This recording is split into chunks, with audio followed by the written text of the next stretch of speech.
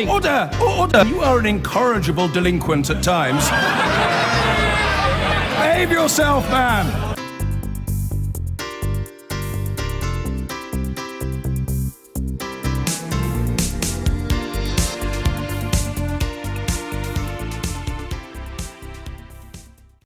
Ambulance services across the UK say they've seen an increase in calls due to so-called legal highs. Legal highs are designed to produce similar effects to banned drugs and have been linked to numerous deaths. James Waterhouse from Radio 1's Newsbeat has this report. What do you think paramedics do? Treat people who've fallen ill, or fallen over drunk, or been involved in crashes? Well, ambulance services across the country have told us they've got a new problem. More people are apparently needing help after taking new psychoactive substances, or so-called legal highs, and they don't make the easiest patients. Well, the local ambulance service say they get a lot of call-outs to here, Piccadilly Gardens, which sits right in the middle of Manchester. It's apparently a place where a lot of people get into trouble taking legal highs. It's like sort of looks like a cannabis sort of substance. Yeah. It smells as well. It smells a bit like tea. Yeah. When was the last time you took some? Just now. It's a lot of homeless lads who are taking it because it's cheap. It's legal. They can smoke it in town. Police won't bother them about it. Out of the 14 ambulance services across the UK, 7 have seen similar rises in call-outs because of legal highs. This is one of those ambulance crews for one night. It is an increasing problem, especially with the youth.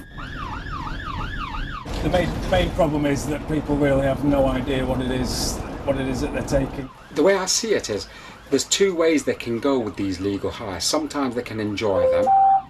Sometimes it can just have an effect on them where I would describe it as going into a bit of an animal. Stood up now, he's got blood coming out of his mouth. Okay, whereabouts is it? Mate, honestly, he's a bit drunk and he's wrecked. He's probably had loads of drugs. 4 a.m. and we're back at Piccadilly Gardens, where there's someone who Graham thinks has smoked spice.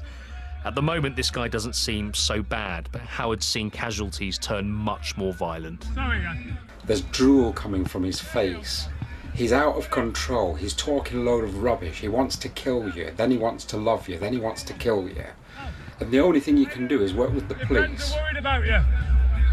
Should we go and get your CT? Go on, pal. Let's go and have a jump on to the ambulance. Come and have a jump on. You can't even do observations. You can't even check if his heart's racing. You don't even know if he's going to deteriorate. We're there as ambulance crew, there to help somebody, but it actually looks quite a violent scene, and it is. You're smoking, in a way, a poison chemical. If you were to see someone tonight who'd taken spice, is it quite distinctive? You'd be able to spot that? Yes. They are very uncontrollable. Come on. Sit you back and relax. Go on. All right, Go on. it's okay. Sit back. That's it. You know, you've got to be careful of your own safety. You might see somebody and they're thrashing about. I'm not going to go near them. I don't have body armour on or anything. You know, I've got to try and keep my distance, but the longer I'm keeping my distance from them, the longer they're deteriorating. We're an ambulance service here to care for people, and no matter what, I'll care for somebody. It's awful when you arrive at A&E department and the patient's got their hands handcuffed. You've got straps around their legs, straps around their knees, and 3 police officers holding them with security waiting. That's not good, is it? Well, that report by James Waterhouse from Radio 1 Newsbeat with us now. The government's been trying to outlaw these so-called legal highs, hasn't it? What's happening with that? Yeah, well, it's being discussed in the House of Lords today, the new psychoactive substances bill. They're doing it until midnight, so I imagine there's a fair few bit of detail to get through.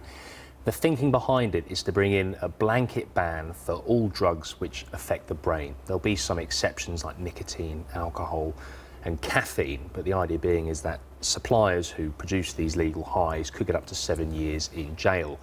Up until this point, the government's had to ban substances one by one, and what manufacturers do is tweak the chemical compound to avoid punishment, and this is based on legislation in Ireland where something similar is happening. There's been criticism that the language is a bit ambiguous. It's very hard to get convictions currently because police have to prove that a drug is psychoactive, but ministers say the system will be flexible and proportionate. So how widespread is the use of these legal highs? It's hard to measure. It's been linked with numerous deaths, and as you saw in the ambulance there, what was clear is that when the next job would come through on the logger, it's all anecdotal. It would say woman, age, symptom, so it's not recorded on what the cause is. We've heard from 7 ambulance services across the UK, including Northern Ireland, Scotland, the East Midlands, North West, which you saw, South East Coast. Recently, 5 students were hospitalised at the University of Lancaster because of smoking spice. But at the moment, it's very much anecdotal, so it's hard to say how much, over what period of time, but it's certainly a new thing that paramedics are having to consider.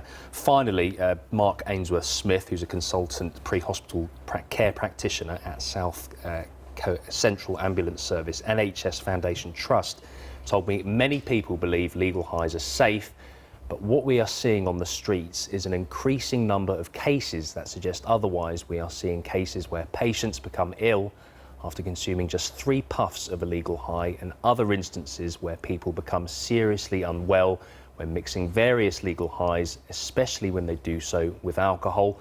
My advice would be don't take a legal high if you don't want to risk it taking your life. Thanks, James. Well, let's talk now to Dan Smith, a consultant senior paramedic at North West Ambulance Service. He joins us from our studio in Salford. Thanks for joining us. Are you seeing an increasing number of people who've been using legal highs? We are certainly, yes. We've experienced an increase in calls, but worse, and I think your report was just discussing that, what we're seeing also is an increase in the severity of the illness that patients are suffering when they've taken one of these substances. So what sort of effects are you dealing with? They are far-ranging, and unfortunately that makes it incredibly challenging for us as clinicians because there's a broad spectrum of reactions that people can have from the reaction they might be expecting, so the usual reaction they would have from taking drugs, through to very bizarre behaviour, aggressive behaviour, challenging behaviour for us and for the police and other members of the public who are trying to help them, right the way through to injury, illness and sadly death. So how does it differ then from the sort of effects that you see from people who you have to attend to who've taken illegal drugs or alcohol? I think we have to be clear that many legal highs aren't actually legal anyway. They contain ingredients that we're unaware of. They contain ingredients that are actually illegal. The difference here is that people are taking these as a substitute for illegal drugs. They're taking them in the belief sometimes that they're safe because they're called legal highs. And actually what we're seeing, if you take alcohol as an example, most people who end up in an ambulance or in hospital with alcohol on a Friday, Saturday night do so as a result of an injury. They've banged their head, they've been involved in a fight, they've twisted their ankle. What we're seeing is an increase in severity. So people that are taking legal or illegal highs are ending up in the backs of ambulances with severe life-threatening conditions. So how many cases on average would you say you're seeing every night?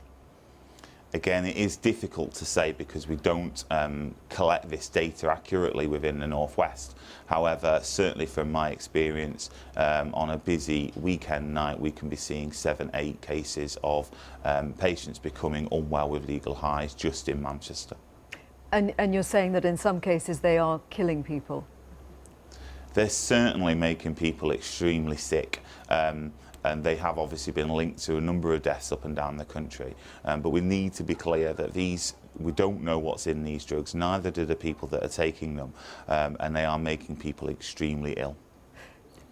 What sort of people are taking them?